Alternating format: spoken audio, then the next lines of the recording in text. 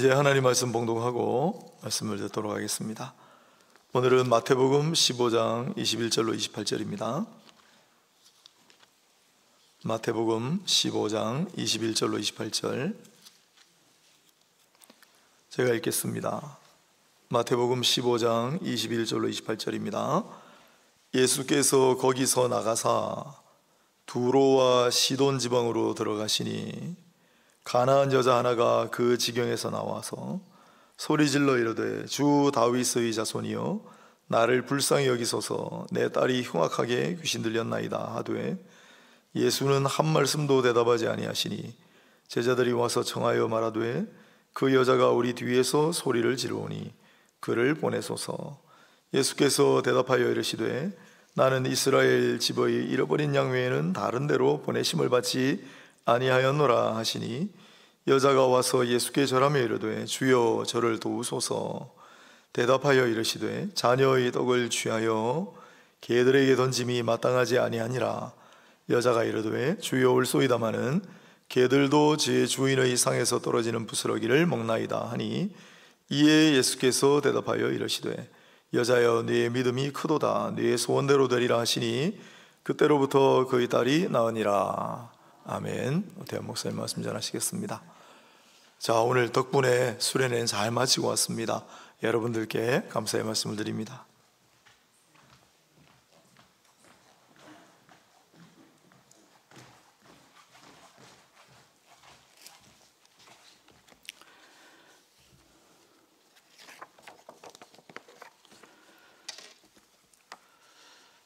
저녁 식사하고 오신 겁니까? 예. 함께 예배 드릴 수 있어서 너무나 감사합니다. 오늘 설교 제목이 역경 속에 숨겨진 은혜라는 제목이거든요. 먼저 지도 하나 보시겠습니까? 지도를 보시면 우리나라도 그렇잖아요. 부산이 밑에 있고 중앙에 대전이 있고 저 위쪽에 서울 경기가 있지 않습니까? 이렇게 세 부분으로 나뉩니다. 예수님이 공생에 사역했던 지역도 크게 이제 세 지역으로 나눌 수가 있거든요. 지도를 보시면 동그라미가 세 개 있잖아요. 제일 밑에 남단에 유다 지방, 그 다음에 중간에 사마리아 지방, 그리고 저 북쪽 제일 위쪽에 갈릴리 지방이 있습니다. 그런데 오늘 본문은 마태복음 15장 21절 쭉 나오는 본문은 어디냐니까 두로와 시돈이라는 지역이거든요. 보면 갈릴리 저쪽에 지중해 저 위쪽에 보시면 조그맣게 점이 하나 있습니다. 거기가 두로고 두로에서 한 40km 위쪽으로 더 올라가면 시돈이 나오거든요. 거기가 오늘 본문의 배경이 되겠습니다. 오늘 본문은 마태복음 15장입니다. 그런데 그 전장에 보면 마태복음 14장에서는 유대 땅에서 갈릴리 지역으로 예수님께서 올라옵니다. 올라가실 때 예수님만 올라가신 게 아니더라라는 거죠. 그럼 누가 갔느냐 봤더니 바리새인, 서기관 이분들도 같이 올라가신 겁니다. 그래서 15장을 시작하면서 유대 전통에 대한 논쟁이 생기는데 그때 유대 지도자들이 이렇게 예수님께 질문하는 거죠. 왜 당신과 당신 제자들은 떡을 먹을 때 손 안 씻고 그냥 먹을 수 있느냐라고 물으신 겁니다. 그러니까 예수님께서 이렇게 대답하죠. 사람을 더럽게 하는 것은 안 씻은 손으로 먹는 게 더럽게 하는 게 아니고 마음에서 나오는 것이 사람을 더럽게 한다라고 이렇게 알려주신 거예요. 그 이후에 오늘 본문이 이제 등장합니다. 그리고 두로와 시돈 장소도 등장하게 되죠. 지중해가 있는 저 서북 쪽에 두로와 시돈 지방에 예수님이 쭉 올라갑니다. 두로는 페니키아의 수도로 세계에서 가장 먼저 문화가 발달한 지역이죠. 상업이나 해양이나 다 발달했습니다. 거기다가 시돈 역시 엄청난 부와 권력이 있던 나라였는데 우리가 지금 열왕기상을 하고 있지 않습니까? 열왕기상에 보니까 아합 왕이 시돈 왕의 딸 누구죠? 시돈 왕의 딸 이세벨과 아합 왕이 정략 결혼을 하게 되거든요. 그러면서 이 이세벨이 가지고 있었던 바알과 아세라 우상을 가지고 오면서 우상을 섬기게 되면서 유대인들과 더 원수가 되는 그런 관계성을 가지게 되죠. 오늘 본문 21절, 22절에서 예수님이 두로와 시돈 지방으로 가시는데 그 길에서 한 여인이 등장합니다. 오늘 본문에서는 가나안 여인이고 다른 곳에서는 수르보니게 여인이라고 기록되어 있거든요. 이때 가나안이다 이 말이 뭘까? 노아의 여러분들 세 아들 아시지 않습니까? 세 아들 셈, 함, 야벳 중에 둘째가 누굽니까? 함이잖아요. 함은 이 어떤 일을 통해 가지고 하나님께로부터 저주받게 되는데 이 저주받은 사람의 아들의 이름이 가나안이었습니다. 또한 이 가나안 사람에 대해 유대인들은 뭐로 여겼냐니까 하나님을 믿다가 떠났다가 믿다가 떠났다가 자꾸 그렇게 했기 때문에 개돼지로 유대인들은 가나안 사람들을 생각했던 거죠. 그런데 예수님이 그 이방인의 땅으로 친히 들어가시더라라는 거예요. 여러분들, 예수님이 지금 이방 땅에 있다라는 것을 좀 기억해 주시길 바랍니다. 왜? 연결되기 때문에 그렇거든요. 예수님은 지금 이방 땅에 계시다. 아무튼 이방 땅으로 가는 그 길에 예수님에 대한 소문을 들은 여인이 오늘 본문에 등장합니다. 마치 누구하고 똑같냐니까 여호수아서에서 나왔던 여리고성에 사는 누구죠? 기생 라합도 여리고성에서 무슨 소문을 들은 겁니까? 어떤 신적 존재가 있는데 그 신적 존재가 이스라엘 백성들을 출애굽시키고 마른 땅처럼 건너게 하고 이런 일련의 기적적 사건들을 소문만 들었는데 들은 그 소문을 가지고 믿어지게 되는 은혜를 받게 된 것 아니겠어요? 오늘 본문에 등장하는 이 가나안 여인은 예수님을 발견합니다. 그리고 22절에서 그렇게 소리를 지르는 거예요. 어떤 소리를 지르냐 하니까 주 다윗의 자손이야 이렇게 소리를 지릅니다. 여러분들, 왜 이 여인이 그렇게 소리를 질러야만 했을까요? 그 이유가 그 다음 구절에 연이어 있지 않습니까? 이 여인의 딸이 있는데 이 딸에게 흉악하게 귀신이 들렸기 때문에, 그래서 혹시 여러분들, 우리도 우리 자녀의 문제 때문에 여러분들 주님 앞에 이렇게 동네방네 소리가 들리도록 부르짖어 본 적이 여러분들 있습니까? 요 근간에. 그래서 이 대목에서 이 여인의 처지가 어떠한지 우리가 가만히 목도를 해보고 또 이제 감정이입을 좀 해봐야 되는 거죠. 딸이 하나 있는데 이 딸이 흉악하게 귀신이 들려가지고 어떤 것으로도 해결할 수 없는 그런 절망적인 상황, 이런 역경을 맞닥뜨리게 됐다라는 것 아니겠어요? 아무튼 이 여인은 예수님을 간절히 불렀습니다. 부르짖어 불렀습니다. 불렀는데 예수님의 반응이 이상한 거예요. 우리가 알고 있는 종전의 예수님과는 너무나 다른 모습들이 오늘 본문에 등장한단 말입니다. 야이로의 딸이 병들어 죽게 되었을 때도, 그리고 친구들이 중풍병자를 메고 왔을 때도, 그리고 겉옷만 만졌던 여인을 위해서도 주님께서 다 고쳐주고 살려주셨어요. 그런데 오늘 본문에서는 부르짖는 소리를 예수님이 친히 들으셨는데도 불구하고 침묵을 하시더라라는 겁니다. 왜 예수님은 그렇게 절박한 여인의 부르짖음에 침묵하시는 걸까? 결국 예수님의 이 침묵이 여인에게는 첫 번째 역경이 되는 거죠. 절망이 되는 거죠. 왜 그렇습니까? 이 침묵이 여인에게는 예수님에게 무시를 받고 거절당한 그런 상태가 되기 때문에 아니겠어요? 여러분들, 우리도 사실 신앙과 생활을 하다 보면은 이런 경우가 종종 있습니다. 상대는 우리에게 찾아와서 중요한 문제라고 생각을 하고 그렇게 인식을 하고 대화를 하는데, 정작 우리는 별로 대수롭지 않게 흘려듣거나 근성근성 듣거나 아예 대답도 반응이 없거나 대답을 하지 않거나 반응도 하지 않거나, 그래서 우리를 찾아와 대화하는 상대는 여러분들 얼마나 상처를 받겠습니까? 왜요? 대화하려고 나는 중요한 문제를 가지고 왔는데 듣는 분이 그렇게 들어주니까 이 마음에 무시를 당했다는 마음이 안 들겠어요. 그런데 이 와중에 제자들은 예수님의 속도 모르고 이 여인의 마음도 모르고 엉뚱한 말을 하더라라는 거예요. 그래서 23절에서 제자들이 예수님을 부르면서 이렇게 말합니다. 예수님, 여인이 우리 뒤에서 저렇게 소리를 지르는데 예수님 좀 어떻게 좀 해주시면 안 됩니까? 라는 거예요. 자, 여러분들, 우리가 어떤 상황에서 대화를 하는데 가장 중요한 게 뭡니까, 여러분들? 들리는 소리대로 듣는 겁니까? 아니면 들리는 그 소리에 담겨져 있는 그 의미를 발견하는 겁니까? 제자들은 여기서 예수님과 달리 놓친 것이 하나 있었어요. 그게 뭐냐니까 제자들은 여인의 부르짖는 말의 소리를 소리로 만드는 겁니다. 근데 소리로만 들으니까 귀찮은 거죠. 그러니 소리가 소음이 되는 거고, 이 소음이 소통이 안 되는 결과를 낳게 되는 것 아니겠습니까? 이것은 결국 상대를 전혀 헤아리지 않는 자기밖에 모르는 교만으로 들통이 나게 되는 거죠.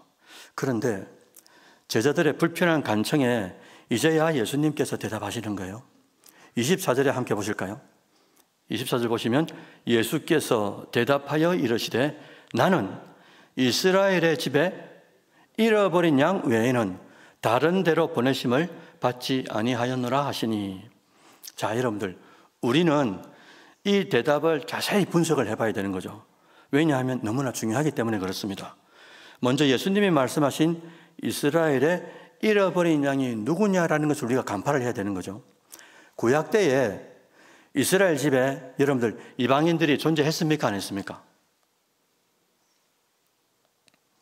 출애굽할 때에 출애굽한 이스라엘 백성들 속에 이방인도 함께 출애굽을 했습니까? 안 했습니까? 했기 때문에 이방인들도 함께 구원을 받은 것 아니겠어요? 그러니 엄격하게 말하면 이스라엘의 잃어버린 양은 누구까지 포함이 된다는 겁니까? 당연히 이방인까지 포함이 되는 것이다 라는 해석을 우리가 할 수 있다는 거죠. 그러나 이것을 유대인의 시각, 다른 시각, 선민사상에 빠져있는 각도로 보게 되면 이방인은 그냥 어떤 존재입니까? 하나님께로부터 버려진 존재로 인식할 수밖에 없었던 거죠. 이런 시각을 예수님은 오늘 본문을 통해 가지고 깨뜨리고 싶었던 겁니다. 또한 24절에서 예수님은 다른 데로 보내심을 받지 않았다라고 말씀해 주셨어요. 그런데 지금 예수님은 지금 어디 계신 겁니까?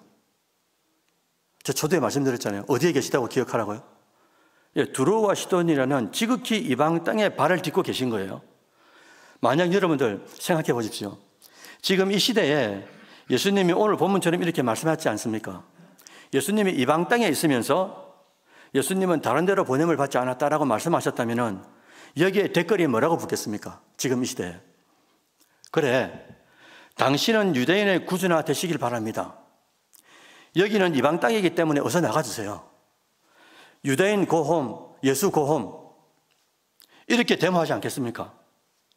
사실 이것이 여인에게 닥친 두 번째 역경이었던 거죠. 그러나 가나안 여인은 다시 한번 25절 말씀처럼 도와달라고 간청을 합니다.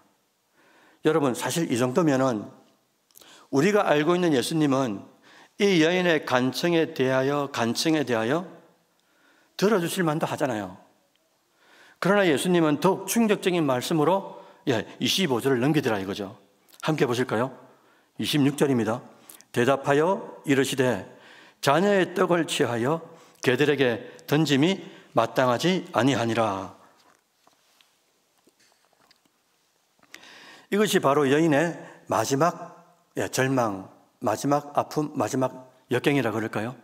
가장 어려운, 그리고 또 예수님께서 가장 무시를 넘어서 멸시하는 개와 같은 존재, 개에 대한 시험으로 다가오더라라는 겁니다. 예수님의 무시를 뛰어넘는 멸시를 받게 된 여인은 27절에서 뭐라고 말씀하시는 겁니까? 주여, 저는 개와 같은 존재가 맞습니다. 그렇게 자신에 대해서 대답을 하시는 거예요. 자, 여러분들, 어떻게 이 여인이, 그것도 이방 땅의 가나안 여인이 자신을 개와 같은 존재가 맞다고 그렇게 예수님의 대답에 응답할 수 있었을까? 그 이유는 예수님의 말씀에 단어 하나에 대한 숨겨진 은혜를 놓치지 않았기 때문인 거예요. 자, 여러분들 퀴즈 나갑니다. 그 단어가 뭘까요? 예수님이 말씀하신 그 말씀 중에, 구절 중에 이 여인이 놓치지 않은 은혜로운 단어를 바로 해석한 겁니다. 예수님이 언급한 이 개라는 단어 있지 않습니까? 이 개라는 단어는 키나리온이라는 뜻입니다. 키나리온으로 우리가 알고 있는 저 밖에 주인 없는 개, 떠돌이 개, 버려진 개가 아니라는 말이죠. 우리가 지금 애완견을 키우고 있는 이런 강아지처럼 애완용 개를 말하는 단어가 키나리온입니다. 즉 거리의 개처럼 버려진 개가 아니라 주인이 있는 개, 주인이 있는 게 이 키나리온을 여인이 놓치지 않았다는 거예요. 그래서 이 여인은 예수님의 말씀에 뭐라고 대답하는 겁니까? 27절에 함께 보실까요? 여자가 이르되 주여 올소이다마는 개들도, 이때 개가 누구라고요? 주인이 있는 개를 말한다니까요. 개들도 제 주인의 상에서 떨어지는 뭐를 먹습니까? 당연하죠. 버려진 개가 아니니까. 떠돌이 개가 아니고 들개가 아니기 때문에. 이 여인은 이 키나리온 이 단어를 예수님께서 말씀하실 때 그대로 인식한 겁니다. 그러니 27절에서 예수님께 대답을 뭐라고 하는 겁니까? 주여, 저는 맞습니다. 뭐가 맞단 말입니까? 저는 주인이 있는 존재입니다. 저는 주인이 있는 존재입니다. 개가 맞으나 그 개 중에서도 어떤 개라고요? 주인이 있는 존재이기 때문에 주인의 상에서 떨어지는 부스러기를 먹는 그런 존재가 저는 맞습니다 라는 거예요. 여러분들, 왜 이 여인이 부스러기 신앙을 고백할 수 있었는지 이해되시지 않습니까? 만약 들리는 소리로만 듣고 개라는 단어에 숨겨져 있는 의미를 이해하지 못하고 감정적으로 해석해서 자신을 개라고만 여기게 되면은 이런 대답을 못하는 거죠.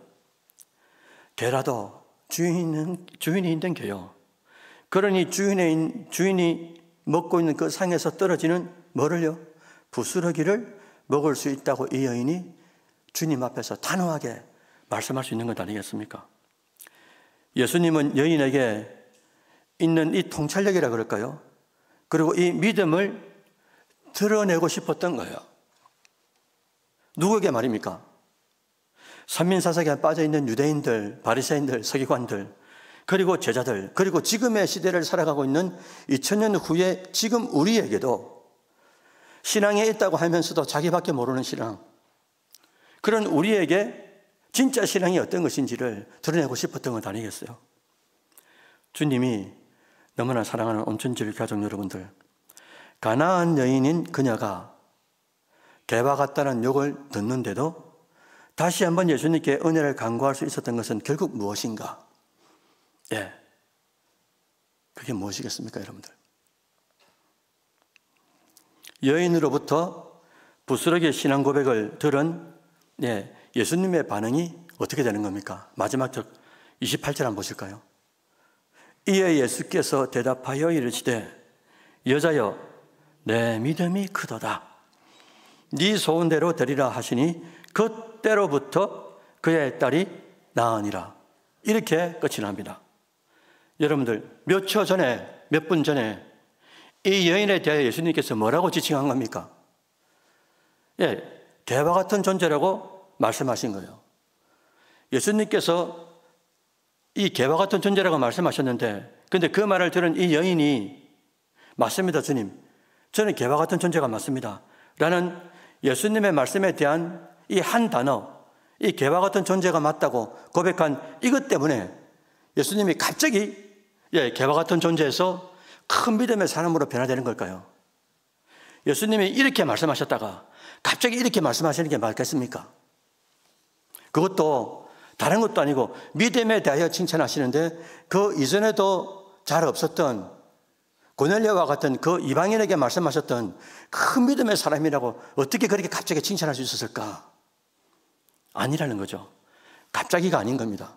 예수님의 여인을 칭찬한 것은 갑자기가 아닌 거죠.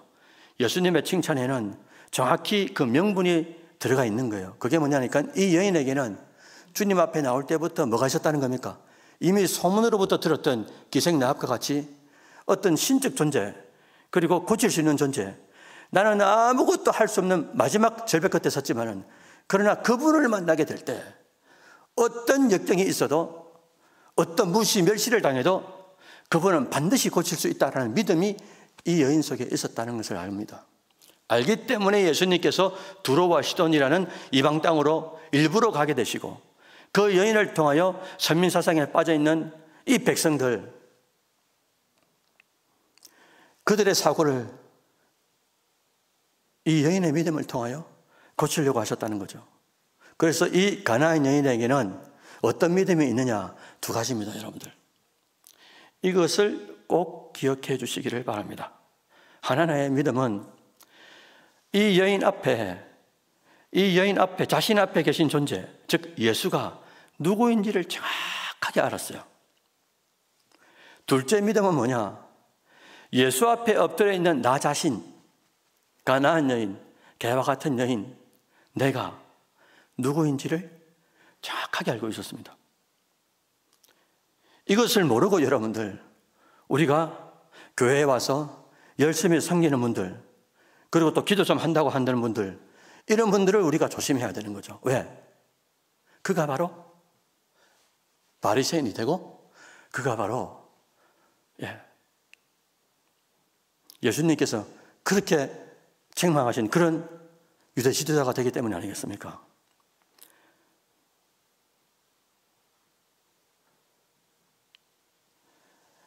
이런 예수를 진심으로 믿는 그런 믿음, 예수님만이 우리를 구원시킬 수 있다는 유일한 중보자로서의 그 믿음 뿐만 아니라 그 중보자 앞에 내가 철천지의 어떤 존재라는 것,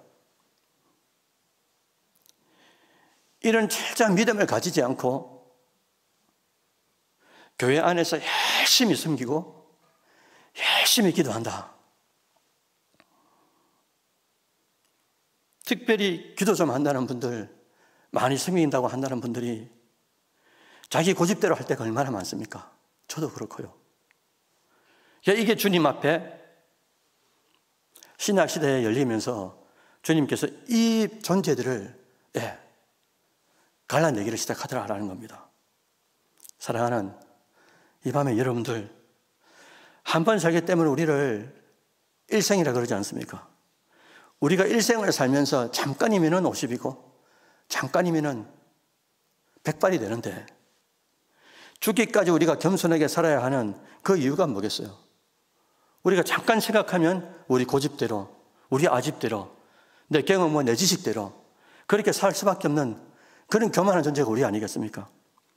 그래서 오늘 본문을 통해서도 우리가 이 가나안 여인은 예수님이 침묵할 그때에도, 그리고 다시금 간청함에도 불구하고 무시할 때에도, 그리고 개와 같은 여인이라고 모질게 말씀하실 그때에도 그 모든 역경을 이길 수 있었던 단 하나의 이유는 예수님 그분이 진짜 내 인생이 누군지, 잠깐 스쳐 지나가는, 두로와 시돈을 스쳐 지나가는 이방 땅에 지나가는 그런 존재지만은, 근데 이 여인에게는 그 존재가 뭐로 다가온 겁니까? 전부로 다가온 거죠. 그러니 무시, 멸시, 역경, 절망 이런 것들이 사람의 눈으로 느껴지는 것이 아니라 그분만 바라보게 되는 것 아니겠어요? 이런 믿음을 보시고 주님은 어마어마한 칭찬을 하시더라라는 겁니다. 그것도 이방 여인에게 큰 믿음의 칭찬을 하셨다라는 거죠. 그 칭찬과 더불어서 또 뭐가 덧붙이게 되는 겁니까? 이 여인이 그렇게 부르짖고 그렇게 무시하고 멸시받고 그런 상황 가운데서 이런 것들을 다 떨쳐버릴 수 있었던 이유는 딸의 귀신 들린 다시 회복되는 그것을 주님께로부터 받고 싶었던 그런 간절함이 아니겠어요? 결국은 이 여인의 믿음 때문에 이 여인의 소원도 이루어지게 되는 그런 역사를 오늘 본문을 통해서 우리에게 교훈하고 있더라라는 겁니다. 여러분들, 말씀을 정리하려고 합니다. 오늘 본문을 통해 우리가 깨달아야 될 것이 무엇일까? 첫째는 역경과 절망의 상황이 왔을 때, 그런 경우가 얼마나 많이 있겠습니까? 우리가 함께 찬양한 것처럼 환난과 핍박의 상황이 왔을 때, 아무것도 할 수 없는 현실이라고 우리가 인지하게 되었을 때, 바로 그때가 주님 만날 은혜의 때다라는 것을 진짜 잊으면 안 된다는 거죠. 우리가 물질로도 안 되고 인력으로도 안 되고 지식과 경험으로 안 되는 경우가 우리가 인생을 살아가면서 얼마나 많이 느끼게 됩니까? 그럴 때가 뭐라고요? 절망과 역경에 부딪히게 됐을 때, 그때가 바로 진짜 주님의 은혜를 덧입는 그런 기회다라는 것을 잊지 마시고 마지막 끈을 놓지 않는 여러분들 되시길 바랍니다. 두 번째로 오늘 교훈은 들리는 소리를만 들을 때가 우리가 너무나 많더라는 거예요. 남편의 표정, 아내의 표정, 말하는 태도, 자세, 이런 것들 때문에 우리가 마음을 쓰라리고 아파할 때가 참 얼마나 많이 있습니까?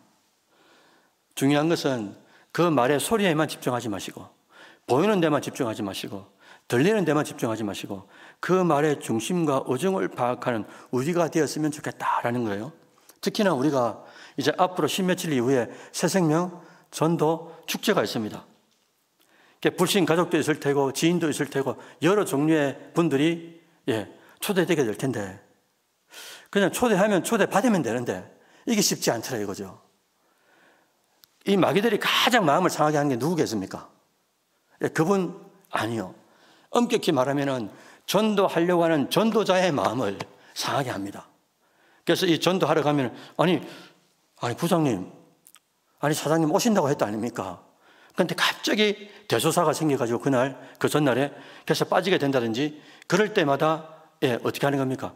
들리는 소리를만 듣지 말고 그 영혼이 지옥에서 나를 건져들라고 그 영혼의 소리를 애원하는 영혼의 소리를 우리가 들을 수 있다면 어떻게 되겠습니까?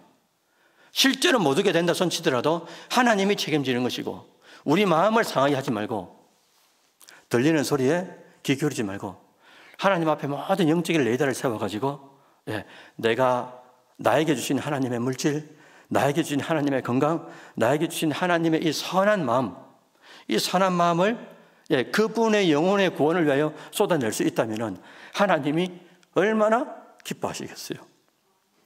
혹 전도하다가 슬퍼하고 마음이 상하는 일이 왜 없겠습니까? 여러분들 간다고 했다가 안 간다고 했다가 밥도 얻어먹었다가 더 큰 걸 줬는데도 그럴 때가 얼마나 많이 있겠어요. 그럼에도 불구하고 그 현실과 현장만 보지 마라.